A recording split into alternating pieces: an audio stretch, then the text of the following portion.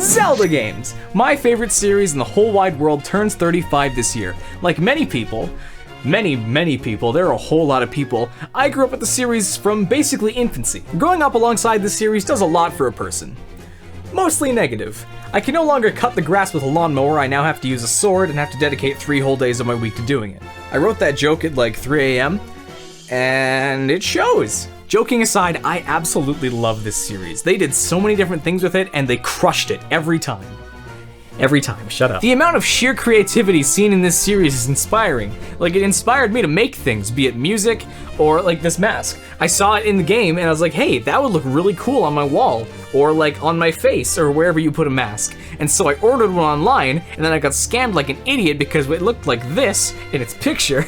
And then when it got here, it looked like this, and so I burned it. And so I made one on my own. I didn't have any fancy tools when I made this thing either. I just had like paint, foam, wire, glue, and a dream. And I did it. It took me a whole lot of tries, but I finally figured it out. I still have one left over that I just put Benjamin Breathen's face onto, because why wouldn't you want to do that and have that in your room somewhere where it's always staring at you and it gives you nightmares because you look into its eyes and it shows you how you're gonna die.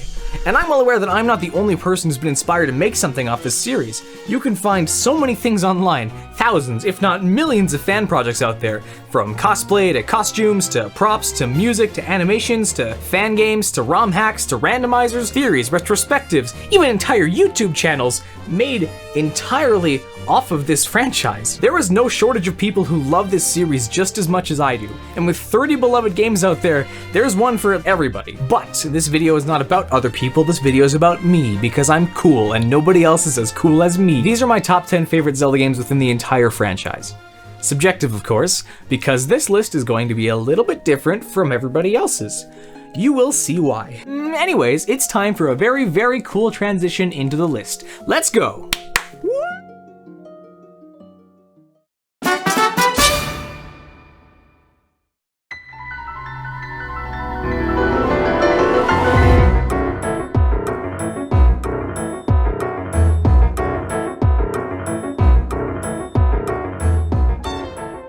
Breath of the Wild. This is absolutely not unexpected here, though I'm sure people were probably expecting it to be a little bit higher, and I totally get that. However, it's a little lower on mine for a few reasons. One being I love Zelda games for the story factor a ton, so while I can appreciate that this game did a ton of things right, there's no arguing that it fell very, very short on the story aspect of things, which makes sense given its open world nature, but still. The second reason being, I'm a little worried that this is going to be the new normal for the Zelda series.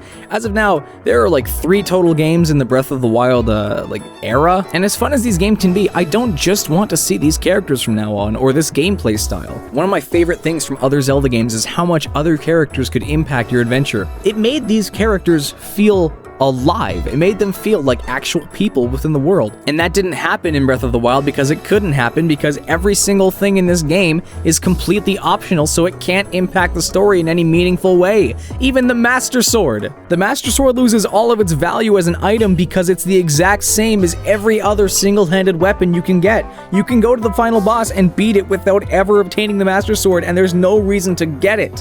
I love this game. I really do. The team worked tirelessly for like a decade and their success is so well deserved for it. It just took away too much of what I loved from the previous games. That was fun. Moving on.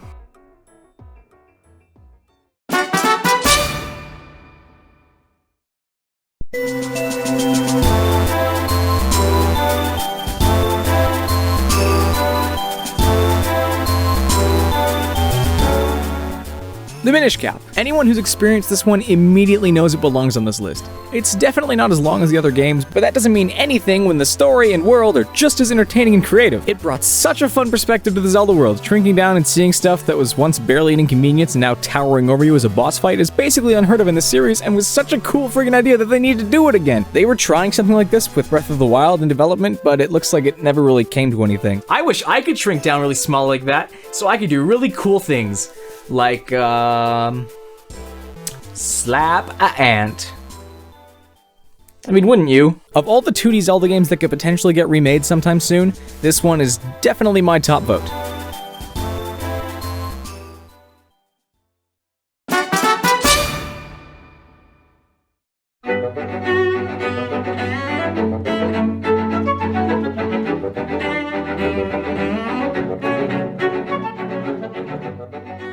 Link's Awakening, specifically the remake. Initially, this one would probably be behind Minish Cap if not for the fact that the remake is absolutely beautiful. If the Minish Cap gets a remake this good, they'll probably swap places again. Anyways, the remake of Link's Awakening is great. Even if the new style was unexpected, they totally committed to it and pulled it off tremendously. Oh, and the music, completely fantastic. The way they took the old chiptune songs and made them new with a consistent set of instruments while still retaining basically all of the creativity and boldness of the originals will never not amaze me. Tall Tall Heights especially.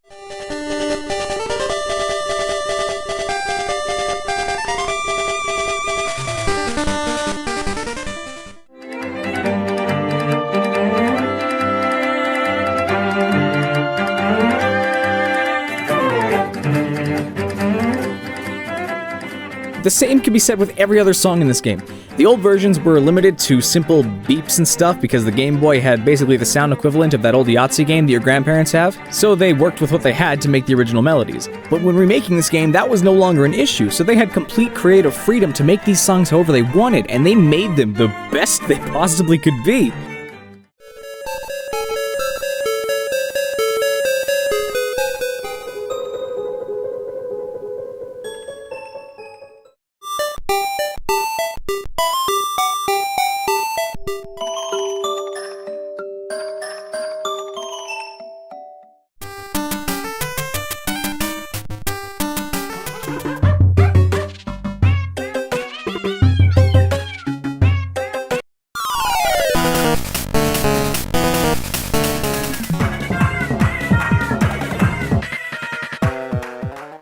Hot take. I like every remake in this series better than the original.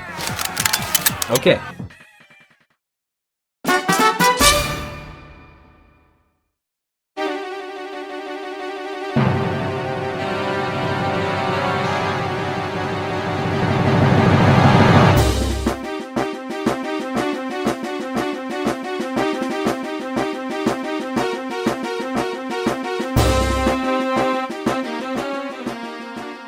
Phantom Hourglass, the lesser played and lesser known sequel to Wind Waker, sails its way to number 7. I hadn't played this one until after completing Spirit Tracks, so the story elements and music felt a little underwhelming. However, looking back at it and playing it for what it is still left me feeling quite entertained. Also, Linebeck. Linebeck is fantastic, and I really need him in a new game. Seriously, if Nintendo ends up reusing the map from Breath of the Wild, they had better have like a Sailor's Guild or something that has Linebeck in it, because Linebeck needs to be brought back very soon. Also, Tetra's back, but she's gone for like 90% of the game. But she's there, kind of. This is not how you handle a fan favorite character. They also made the items super duper fun. They had to change them for the DS, of course, but they did a really good job. The boomerang used to just be a lock-on system. Now you can trace a path for it and lock onto things still, and it'll follow it exactly, and it's really helpful. The grappling hook's been changed. Now you can like zip over to something, or you can reflect projectiles, or you can make a little rope bridge to walk across and tightrope walk across it like a circus boy. Oh, don't forget the hammer. In the old games, you were stuck swinging it like, ugh, you know, like a loser. In this one, you go... And they worked really well with their respective bosses. Future Zelda titles really need to look to this game for inspiration as to how you actually integrate the dungeon item into the boss fight without making it feel forced.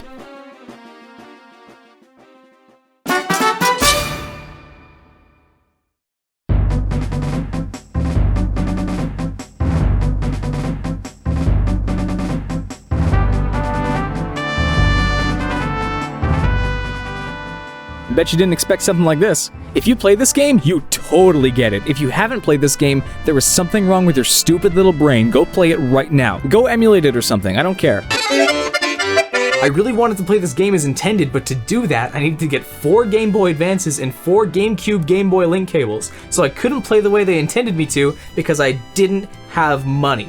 Or friends, but that's besides the point. But that's okay because they included a single player option, and the things that were set up for multiplayer have completely different benefits in single player. For instance, your entire quartet share the same item, so that means you really have to think and plan which item will be the most useful. Is it bombs? Sure, they don't make super good weapons, but they're also the only thing that can blow open walls. Do I take the fire rod? It's really fun to use and can light torches and such, but that's also all it can do. But in the end, every item is definitely useful at some point. This is what Zelda items have always been about. While they do certainly still work as progression keys, that decision where you have multiple items to pick from is so exciting because this means you're gonna get to use it and it's gonna feel amazing, like your decision actually paid off. This is the dynamic item usage Breath of the Wild wishes it could pull off. Each item actually has a special use within the level rather than just feeling like another different shaped object to slap enemies with until they run out of health. Also, did I mention that your progression resets with every new level? Because it does. So that feeling of a new thing being useful is never ever gone. Every time you receive something, it feels helpful. Not just, oh, I got the boomerang forever, glad I can use it twice and then never again for the rest of the game. Or like, oh nice, another savage Lionel sword, I can't wait for this to break on me so I can switch to the other 8 I have. I'm not hating on these games, I love them and they're on this list, but I have a valid point with this game's item usage and I'm going to say it. Did I also mention how well fairy fountains work on the items in this game? Because it's not often that you get to upgrade your items, but when you do, oh, it feels so good. The fire rod becomes the cane of Samaria, the Pegasus boots can run over pits, the slingshot becomes the scatter shot, the shovel becomes a metal detector, the bow can fire like 3 times as fast, and the bombs are just...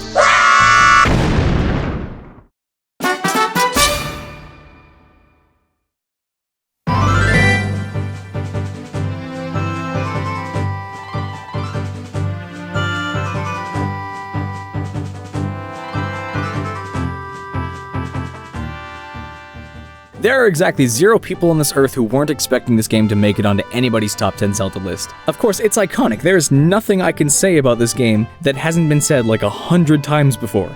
I'll cut this short for 2 reasons. 1, I went way longer with 4 swords than I meant to, and 2, everybody already knows how great Ocarina of Time is, so I'm gonna skip past talking about it.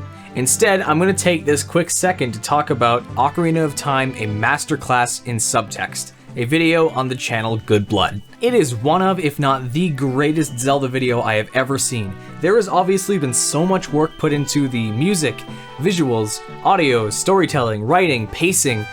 It's all so good. So rather than me rattle off about Ocarina of Time and how great it is, go watch that instead. Just wait until my video's done first, okay? That was stupid.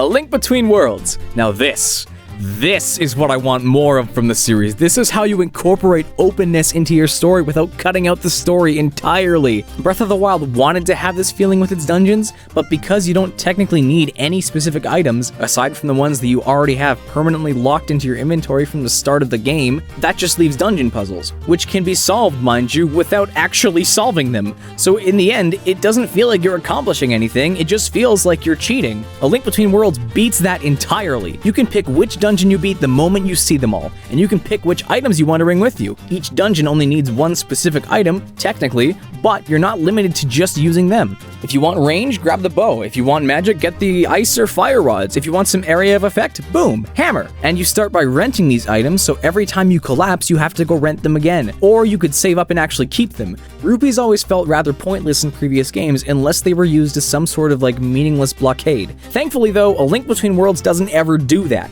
You are given rupees all the time, but you also never feel like you have enough to buy everything until well into the latest part of the game. And I still haven't even talked about the 2 other things that they nailed in this game. The wall merge mechanic is beautiful. It may look a little funny, but it's used so well in every dungeon. You learn how to use it in so many different ways as you play. There's no tutorial. First it's, oh, I can squeeze through gaps. Oh, I can cross over to places without a bridge. And then it goes further into like, oh, I can hold onto a wall while it flips over, or oh, I can use this to cross this gap that doesn't actually have a wall. Even stuff like, oh, I can merge into this wall after slamming into it to reach higher ground without having ground underneath me. And that is just the wall merge. The second massive thing is equally important. Remember how I said you can pick the items for the dungeon beforehand? So in turn, what does that mean for items found in the dungeon? Well, since they're no longer used as just keys to progression, they are direct upgrades to Link. Stuff like an invincible shield, extra item usage, higher defense, and the best upgrade, sword enhancements. They've replaced a dungeon item as utility instead as a reward, which is what it should be. Getting a new item should feel closer to, this makes me better,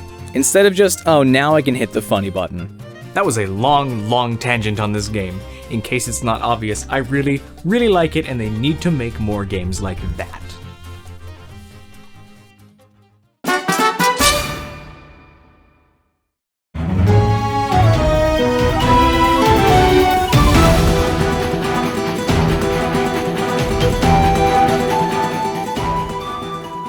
I love Spirit Tracks. Hello, Badoo.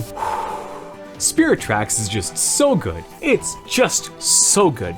People like to complain about the train being really boring, but also screw them, they're stupid. If people want to complain about the overworld being empty with nothing to do between areas, show them Wind Waker, and then show them to me so I can dropkick them in the teeth. Yes, it's definitely different from the past titles, but that is easily one of its biggest strengths. It's not trying to just copy the same formula of the 3D titles. It has easily some of the most complex puzzles in this series. It also splits its gameplay really well between the dungeons, where you just play as Link, and the Tower of Spirits, where you play as Zelda as well. Speaking of the Tower of Spirits, it's one of the best examples on how you can bring a player back to the same place while making it completely new. They tried this initially in Phantom Hourglass with the Temple of the Ocean King, but it backfired immensely because even with the shortcuts you now can unlock, you still feel like you're wasting time getting back to where you were first. Spirit Tracks did away with that by letting you skip the areas you've already done entirely, but it still uses concepts and evolved forms of puzzles that you've already seen previously. At the same time though, it also adds a bunch of new ideas for you to figure out, with a whole lot of variables like timing, or what item you're using to hit a switch, or where you and Zelda are standing, or even which type of phantom Zelda's possessing. If you haven't played this game before, you absolutely have to.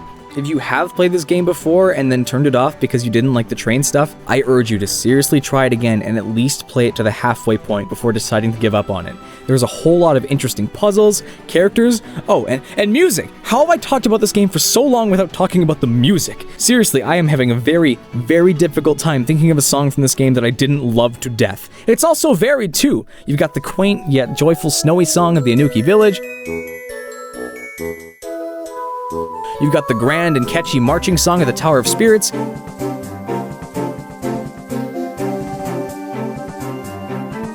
And you got the mysterious yet foreboding theme for Burn.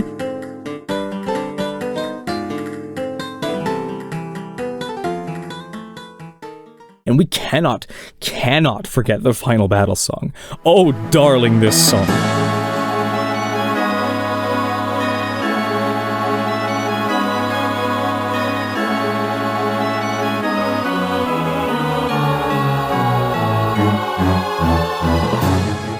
This is the kind of song that gives you your first of many emotional breakdowns at age 9, because you're suddenly bombarded with a dozen extreme feelings as the song takes place because you just witnessed your favorite character die after he changed to your side and protected you. Then you play a really, really good song alongside all the people you met in your journey, which leads into one of the best final battles in Zelda history, and again, you're only 9, and you don't understand these sudden feelings of grief and fear and bravery and excitement.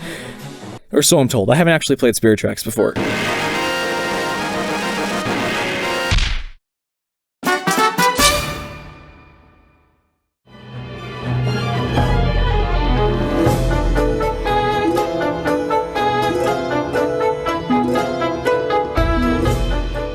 Skyward Sword. Considering how excited you just saw me get talking about the story and music of Spirit Tracks, there should be no surprise that this came next. Otherwise, you're a little bit stupid. Just a little bit. Little micro-stupid in your brain. Skyward Sword is in the same place as Spirit Tracks, where people either love it to death or despise it with everything that they are. I am one of the people that absolutely love it, and I'm not going to claim that it's some perfect masterpiece of a game, but it doesn't have to be. I didn't have a single problem with the motion controls. They might have drifted every now and again, but you could very easily patch that with a single button press that they tell you continuously.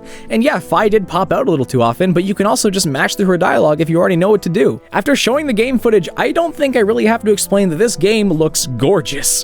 While it does suffer a bit from dungeon items just being keys, they had some pretty fun and creative keys. You've got like this jelly whip thing. Side note, I like this item, but they slept real hard on the original skull design. That looks so much better. You got like a reverse vacuum. If you hate this thing, you are legally required to hate the Minish Cap. And they also fixed one of the most heinous issues in Zelda history. You can now re-pocket bombs when you pull them out accidentally. Oh, that is such a good change! Oh, I haven't even talked about the music or the characters or the story yet. The story is fantastic. It basically starts by chucking out a bunch of the old stuff. Link is no longer some random forest kid. He's a proper swordsman training to become a knight. Zelda's not just some invisible royalty figure. She's now your childhood best friend, and basically your drive to continue throughout the entire game once she's taken. Your outfit isn't some ancient magical artifact. It's just practical endurance gear that happened to be green. And this is within the first half hour of the game. After you hop down to the surface, it's all new stuff. New species, new landmarks, new mechanics, it's all unexplored terrain. And of course, these new characters are great. Groose is the best character who has ever existed, and he needs to be in more games. Come on, Nintendo, where's Groose? Where's my boy? Why has he disappeared? Where is he? Also, Girahim, the second best character in the game. Imagine Tingle crossed with, like, a mime, and you get Girahim. All of this, of course, is backed by one of the best orchestral soundtracks I have ever heard in a game. It's got everything in just the right place. The game reveal? Big, booming swell with lively instruments and stuff.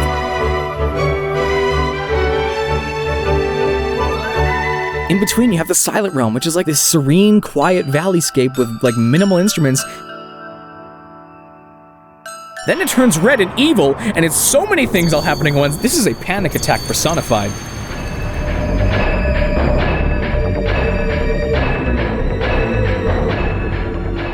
From there to, like, hey, your companion basically has to kill herself to keep the bad guy contained.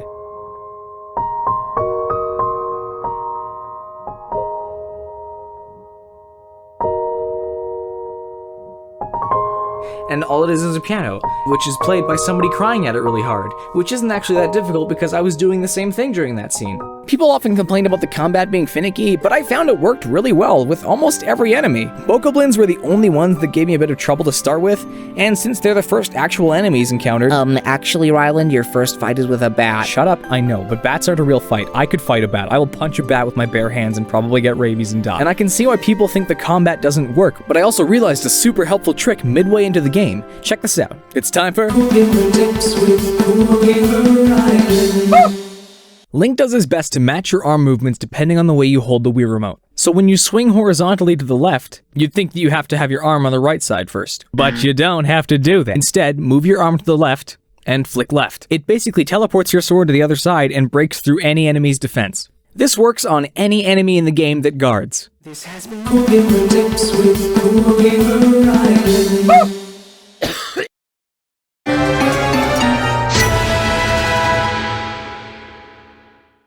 Now, I know what you're thinking. There are 3 very, very important games that I have failed to mention thus far. And that's just because none of them can even hold a candle compared to Zelda, Wand of Gamelon, and the Philips CDI. Have you played this game? No. Have you only watched the cutscenes online? Yes. Are you also really stupid? Double yes?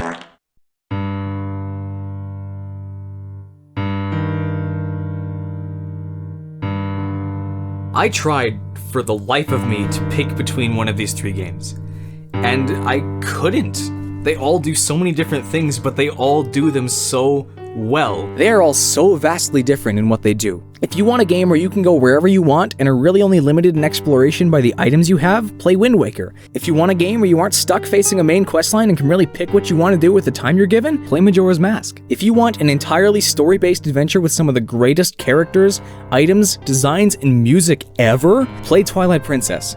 It's not a contest between these 3 because it can't be a contest. Think of it like Olympic gold medalists. They're all gold, but for different categories. Each of them do their best in their own field, so they're all #1 regardless. Like, imagine if you were a parent trying to pick a favorite child. You can't. You shouldn't. But you can acknowledge that your kids have different talents and skills that they've developed and now outperform their siblings in. Be it drawing, or video editing, or whatever the third thing's supposed to be. Without a shadow of a doubt, if you haven't played all 3 of these games, you've done yourself a massive disservice.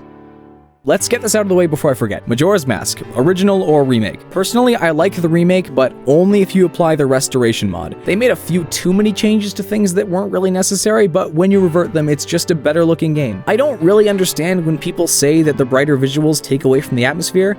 If you want to see the original atmosphere in the remake, just turn down your system brightness or something. Anyways, I love both versions of the game, but I prefer the restored remake. Shoot me. Please don't. You can. You will. Please don't shoot me.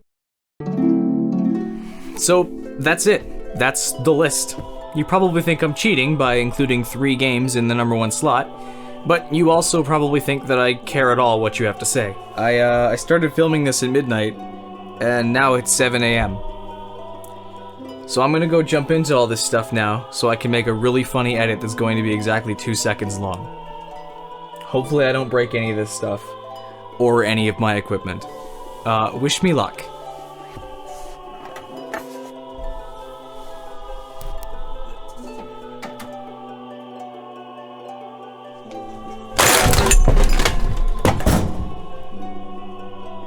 Oh, that hurt my arms. And my legs. Oh. Although, I don't think anything broke. Even this little glass bottle. Yeah, baby. No damage. Look, that really hurt my arms. Oh, I cut myself. Oops. All I had when I made this thing was like some foam, some glue, some penis. I didn't have that. I cut it off.